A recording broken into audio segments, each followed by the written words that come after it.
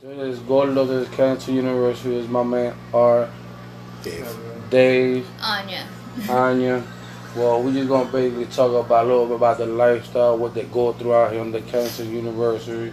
Cause this is like a university. You come down here, you learn shit that you never thought about. You'll learn down here. That's the truth. Yeah, you can start. I can start off. But where? I don't know where to start. You can start like you got kids, you got family. What made you get high? I guess start my drug use? Well, I was like high school. I was completely straight. I never did any drugs. I was against it. Yeah. I was really goth. But then my father committed suicide when I was 16, and a lot of stuff changed. And I went to college the next year, and within 3 weeks I was, smoking blunts in alleys. And but nothing, no hard drugs. Where was this? I went to the Art Institute in Center City. You have a Philly? Yeah, I lived in Center City. I graduated in 2000 and moved to Center City, and then I lived there for 6 years. But I was a photography major at the Art Institute. But no hard drugs there. I've experimented with a lot of like acid and weed and that kind of stuff. Until I got involved, I started dating this kid that he's actually my son's father now. You was already getting high for that? What's that? When you met him, you was already getting high or not? I was once in a while.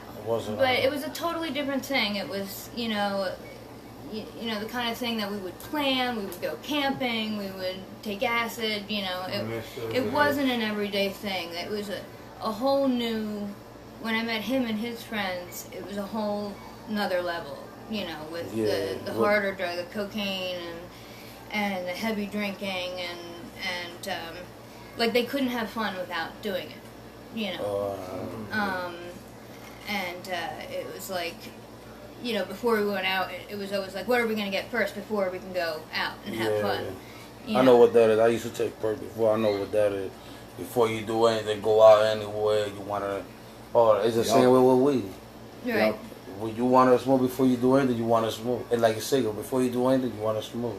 Well, yeah, I was smoking like 8 times a day, at that point. Yeah. But then that guy, my boyfriend at the time, he had gotten in a fight and he had a knee injury, and so they prescribed him Vicodin, and that was the first opiate I think I ever had, other than when I got my tonsils out and they gave me Tylenol as a little kid. But mostly everybody start out with perk. It was Vicodin, and I remember feeling like warm and fuzzy, and but that was it was alright. And your ex-husband, your son, my son's father, he introduced you to the dope after the opiate? No, actually, he was working. We had moved to South Philly for a year. It was like me and 4 of my guy friends, and we got this big row home in South Philly, and that's when September 11th happened. And we were having a blast in Center City. We moved to South Philly, and it was like all the fun stopped. And then September 11th happened, and that was when I was 19, and it was like the worst year ever. But he started working. I got him this job at an Italian deli, and the owner there had like a jar of Percocets, all the time. So he started taking them. Yeah. And he would, bring home a couple. And I remember thinking, like, wow, this is...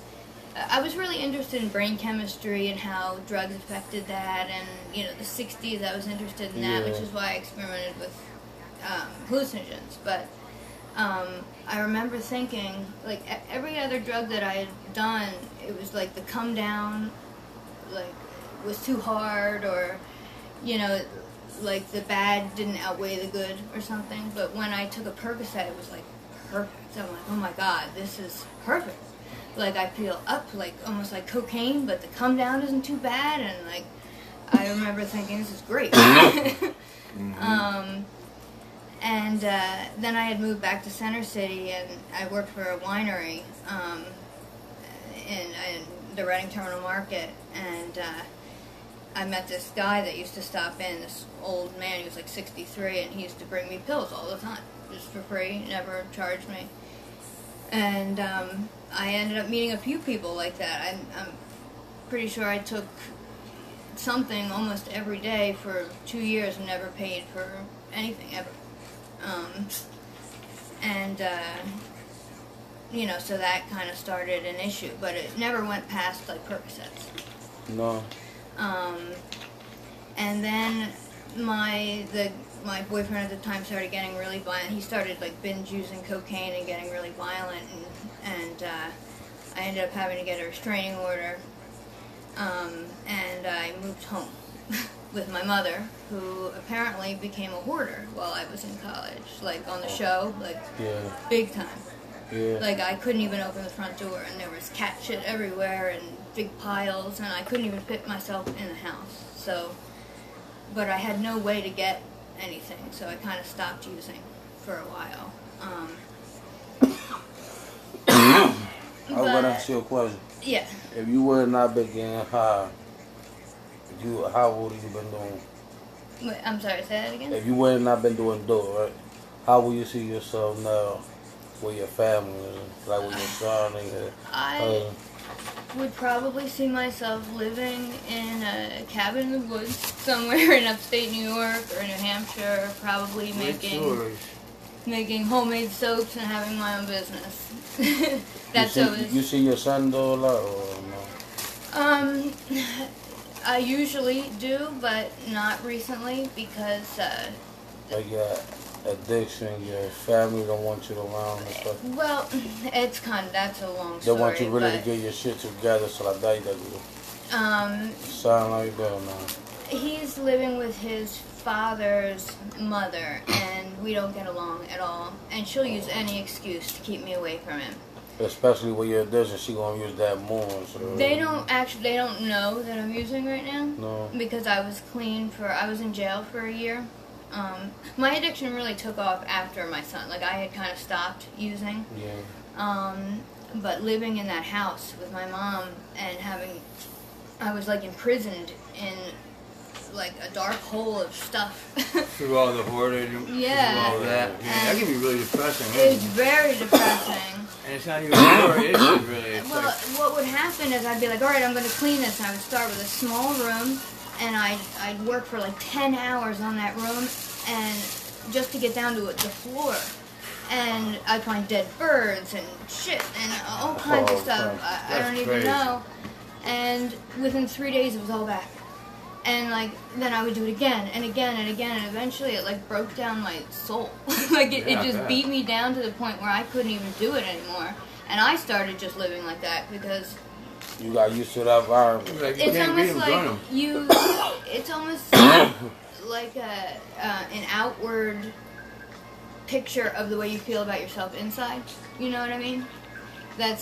And it's also a way to keep people out so you don't lose anybody, because we've gone through a lot of loss, you know, and abuse and trauma and all that. You know, my whole childhood was that. So. Yeah, sorry.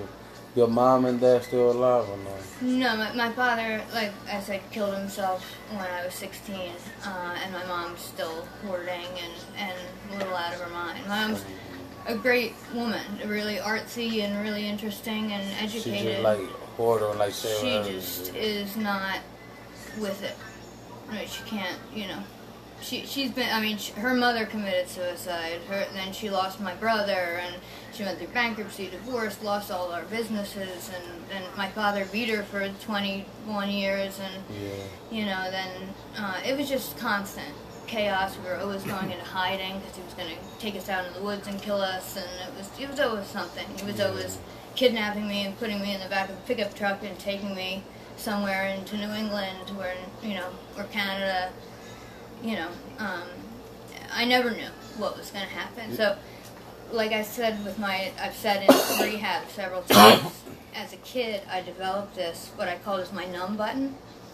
Because I never knew what angle or what was going to happen. So, like, I just, like, had this, like, freeze kind of thing where, like, I would just deal with it. And just, like, I would press my numb button and just...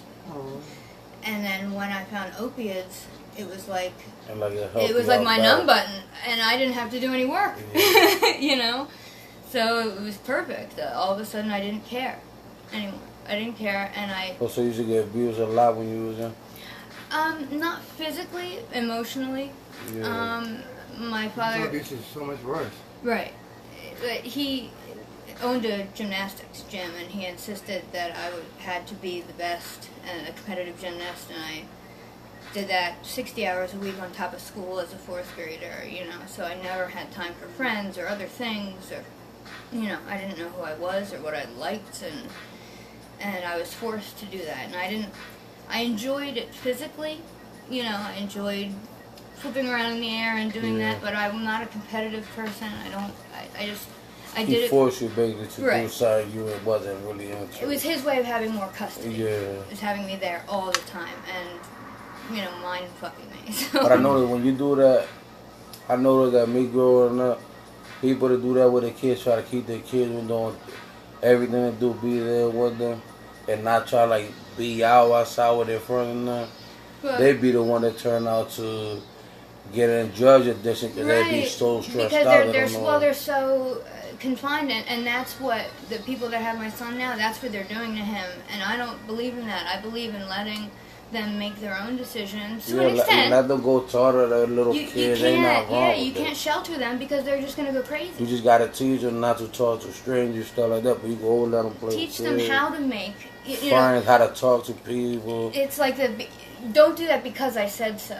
Like, that's wrong. You need to explain why. Explain why. Yeah. Because otherwise, why should When they they at that age respect that they that? start. Because Exactly. they don't understand why you're When they making too that young, decision. when they too young, they don't understand. You insult You gotta them. wait till they get to a certain age that you already know that your kid already can understand what you're telling them. That's when you start breaking everything that are telling them to you. But when they young, they really ain't gonna know nothing yet. Well, you know, I still, even as a small child, my mother, so made me feel like my thoughts and feelings and opinions were valid, and thank God for that, because my dad was so the opposite. You know, I needed to have that, but you know, even if I was wrong, she'd be like, well, you know, I don't think that's really gonna work, honey, but why don't you try it? We'll do it together and we'll see what happens, you know. And I learned from that, you know, and that was the greatest thing she could have done, you know. Make the mistake together so you can see. Yeah, it's important for them to understand why you're making the decisions and why you're saying why no. you telling? Yeah, you gotta explain it now. Then you gotta tell the kid why is it you telling? If they real smart, they want to worry. Oh, if daddy telling me don't do that, but why that person do? But he not telling me why I'm not doing it. Like, touch the heart together. See that? Now you get it? Especially like the kids that's not from down here, that they got the money, the people that got money live on the other side, wherever they live, that they're not from down this side. They don't see the environment. They don't know nothing about it. Right. They just probably see on TV or they hear their dad talking about Well, it. you know what's funny? Or their parents talking about it, right? They be like, oh, just don't do drugs, not good. But once they come down here, they see everybody sleeping everywhere, getting high. They get in their head, oh, it's cool to do that. That's the cool thing to do now. Well, I'll never forget 5th grade. We had that DARE program. You know the DARE program. Well, they had police officers come in. They actually lit weed on fire for us to smell it in the auditorium. Isn't that weird? But they showed us this They video. said that shit good for asthma. No, somebody told me that they said like get a little pot with water and put weed in it. If you get asthma and boil it, when it start boiling, you throw the weed and get a towel, put it over your head like that over the pot, and just keep inhaling all that. And they say that supposedly it take your asthma, but I don't know if it's true. The Himalayan salt. Apparently. They say it help you. I'm gonna try because I got asthma. I'm gonna try it and see if it's true. But Well, I they say remember thinking. they say it open up all your learning at home, but I don't know if it's true. Yeah, well, it's so young. We don't, we're just starting to learn all the things all the benefits that it can have. But I remember thinking as a 5th grader, they showed us this video, and it was like this young black kid that like went up to a chain link fence, and he's like, yo, come here. And he's like, you want to smoke, you want to try some drugs or something? And I'm like, what is this? This doesn't happen to us. This only happens to inner city kids. I remember thinking that. What, they were giving you a sample? No, well, they were showing us the video. And I remember thinking, this will never happen to me. I thought you said they was giving you a bag of those free. No, yeah, right. Yeah, the cop. What school was that? Can you move? But I remember right. thinking that, like, what? Samples. You know, yeah, you know, I never thought I would be offered drugs like that. Like, that's just for inner city kids. That doesn't happen around here, you know? Yeah. And then you get introduced, you meet the wrong person. Well, actually, my best friend, her parents were hippies, and they grew pot in their closet. I remember every afternoon she They what? They grew pot in their closet. They called it the secret garden. But, you know, we never partook of any. But they also grew opium poppies. I remember we used to put little faces in it, but we didn't know what we were doing, you know. But, you know, then drugs never came from there. We never, you know, that was never an issue. It was funny. You got a picture of you and your son? Yeah, oh yeah, I got it. How long ago was it? Like when you was clean? Yeah. Before you start? Yeah, I got some around here somewhere.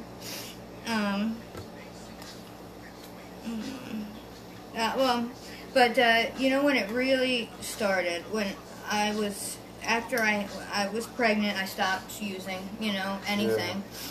Yeah. I didn't completely quit smoking. I cut down to like 1 cigarette a day. But, you know, he came out perfect and healthy and all that. I had a lot, they missed with the epidural, and so I was leaking spinal fluid, and I started having a lot of issues after he was born. And they sent me to pain management, and right away they put me on Roxy 30s, and then they ended up putting me on Roxys and Oxy 80s, and that was it. That's when the addiction really took off. And by the time I figured out it was a crooked doctor, now it was this receptionist in my son's pediatrician's office that hooked me up with this doctor. So you would never think, you know. Mm-hmm. But you know, by the end, he was prescribing me 180 Roxy 30 every. And that's like perks. There's something like Rocket said. They're like 30 milligrams. It's like 5 perks at a time, or 6 perks at a time. Well, so it's stronger, baby. It's 30 milligrams instead of 5 milligrams. So I was taking 24 of those a day. 20. So. No, I had a bad perk habit. Well, like Percocets are 5 milligrams. Like, not 5. No, they got 5. 7.5, 10. So I got 2.5. Well, these are 30 milligrams. No, I used to take the 30 milligrams too. But they're the M-Box. They are Oxycontin. Right, the Oxycodone. Right. And I had a bad habit, and I just stopped. I was taking 24 like 3 or 4 months. I stopped taking that, man. And then he gave me the Oxycontin 80s. You know what I know about it? It's all a mind game, though. Man, I mean the oxymorphone. I know that everything is a mind game. Yeah, once you any habit you get, it's all a mind game. How was the physical result? Oh, what are they called? Opana. Yes, Opana. Well, I just get like diarrhea. And morphine. Mm-hmm. Really? Yeah, I just get diarrhea, like my nose get worse. That's it. Right. That's all what I get. I don't. Well, eventually I got but kicked I don't out of that let doctor. it get to my mind, though. And someone. Because and all my life I've been getting like that, so I was swell and going to joint alcohol program. And I be hearing like people like y'all talking about it, and a lot of them be saying it's mind game, so I always look at it. And when I look at everything, but man, that is a mind game. Let's say somebody will give you a bag of, let's say 2 different bags of dope, 2 different, the same dope but with 2 different names, right? And you probably gonna say, no, this one is better than the other one. Or if you heard the name before and you know that it's good, you're going to have that stuff. Oh, it's not going to give one. Now that's just there. Right. That was before they were connected. Yeah, it's all a mind game. If you look at it, it's all a mind game. Mm-hmm. It is an addiction because your mind fucking with you. So it is. You gotta just see a drug because your mind fuck with you. The physical aspects, if you weak, they end pretty quick. If you weak minded, it's over. The mental cravings go on for I need to a get long time. I just have to get my drink. I'm so thirsty. That's why I always, I never. We're gonna ask Steve a couple questions. All right. Then we're gonna wrap it up. Oh, I'm sorry. I didn't know that was there. Oh, Jesus Christ. I'm so sorry. Can I? No, move it over some more to the side. How? Like this? A little more. This way? Right. No. You moved it too much. This way? Yeah, right there is cool. I see. Yeah, it's cool. All right. Sorry. No, it's cool. We're I gonna. didn't know it was there. I thought you had it over there. No, it's cool. It's cool. Our bad for that little accident that just happened. That was me. Sorry. Our bad. She didn't know about it, but it's cool. Steve, how about you, Steve? Where you from? You got kids? No kids, no. No kids? How old are you? Dave. Dave. I'm Oh, 44. yeah, Dave. I'm calling 44. 44, no Yup. kids? Dang. No kids. Thank God. So how was your life growing up and how you got introduced to... I had great parents. By the time I graduated, I tried every drug in the book. You know what I mean? I drank and did smoke pot consistently. I tried everything else except opiates. That was the one thing I didn't try. Mine's a pretty typical story. I got a back injury, got prescribed Vicodin and Percocet from a doctor. Then they cut me off. I still had pain, so I turned to the streets, started buying pills. You know what I mean? Yeah. And then that progressed for several years. You know, my tolerance grew, got to be too expensive, so I started buying dope and sniffing it. And then when that progressed, I couldn't afford to sniff as much, so I started shooting up. That was probably 12, 13 years ago. How you now. find out about a dope? Who told you, like... It was a friend of mine. A friend of mine was a dope dealer. Oh, so he told you, look, you don't got no purchase. Yeah, I couldn't find pills one It just day. became more And then cost you effective. say you That was the agree, only man, thing that I could mind find. fucking with Yep, you. that You was like, the man. only thing I could find one day, and that's A the lot first of time I people bought tell me dope. like they be weed minded, they be sick, they just want to worry about feeling better. Yes. Somebody sweet, somebody tell them, a friend or something, let me you want to do this dope. And yeah, your And they go tolerance. do it real quick, and they'll be like, look man, I used to do it too, and now look at me.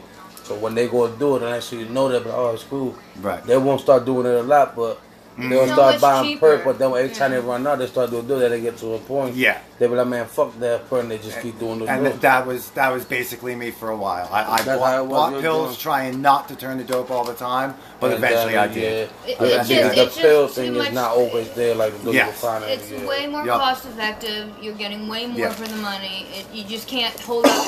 You can't afford the habit. The pill No, habit no, the anymore. perk habit is how it is. But yeah, and that was And now it's not even no perk no more around. no, right. I guess Nah, that was why would probably you take? 13 or 14 years ago now that I turned to shooting. Nobody can ever find fentanyl patches like I did. No, I used to, but not anymore. Yeah, I Like used to. 25 We about to and- wrap this up. Because Yeah, from 25 million to 100 million. we already been this 27 minutes. Right? Well, it's Well, Kensington it's to the University. point now I can't even do heroin. It doesn't even do anything. Because you got hooked to fentanyl, right? Right.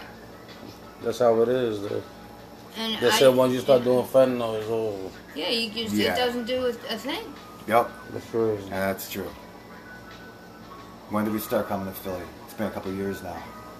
Yeah, that it was this girl I met was turning tricks, and the girl that she was turning tricks with was from here, and she, you know, I drove. I had a car. I drove her in, and she showed me where. She took me to like Roar and something.